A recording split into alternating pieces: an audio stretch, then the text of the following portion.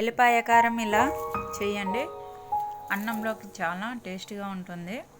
ముందుగా 4 ఎల్లిపాయలు తీసుకొని ఇలా ఒలిచి పెట్టుకోండి. క్లీన్గా కడిగి మొత్తం ఆరేంత వరకు ఇలా ఆరబెట్టాను. మొత్తం వాటర్ పోయేంత వరకు ఇలా ఆరబెట్టి మిక్సీ జార్లో వేసుకొని మిక్స్ పట్టండి. మూత పెట్టుకొని ఇలా అయింది చూడండి. 2 స్పూన్లు మనకు తగినంత కారం వేసుకొని, పొడి వేసుకొని తగినంత సాల్ట్ వేసుకోవాలి. 1 స్పూన్ వేస్తున్నాను చూడండి.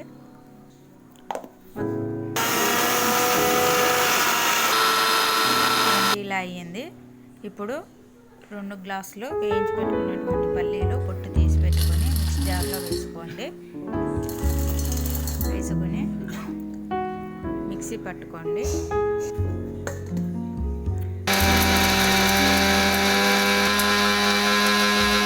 ఇప్పుడు 2 పల్లీలు ఎల్లిపాయ కారం 2 మిక్స్ చేసుకొని ఒక జార్లో వేసుకొని మొత్తం కలిసేటట్టు మిక్స్ చేసుకోవాలి. చూడండి ఇలా అయింది. ఇప్పుడు ఒక గిన్నెలో తీసుకొని స్టవ్ ఆన్ చేసి పెనం పెట్టుకొని అందులో ఆయిల్ వేసుకొని ఆయిల్ వేయాలి. 1 స్పూను ఆయిల్ వేడయ్యాక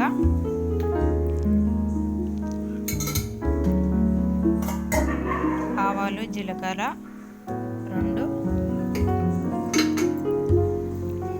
వేసుకోవాలి. ఇలా చిటపట అనేటప్పుడు కొంచెం కరివేపాకు,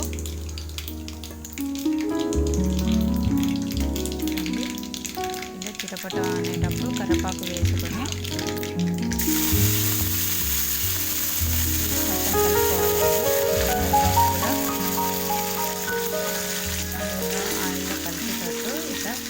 స్టవ్ ఆఫ్ చేసుకొని ఇలా కలిపి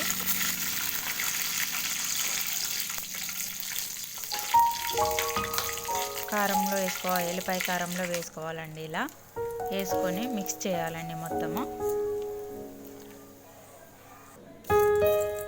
మిక్స్ చేసి చూడండి ఇలా అయింది.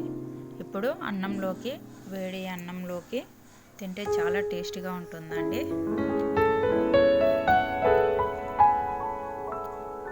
చూడండి ఒకసారి మీరు కూడా ట్రై చేయండి ఒకసారి.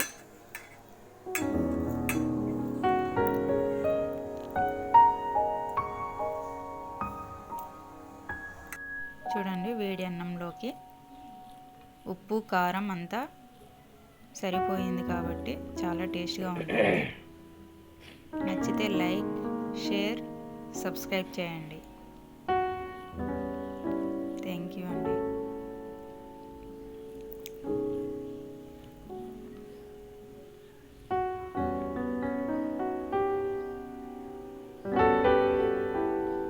సూపర్ ఉందండి. ఒకసారి మీరు ట్రై చేసి కామెంట్ బాక్స్లో కామెంట్ చేయండి, ఎలా ఉందో చెప్పండి.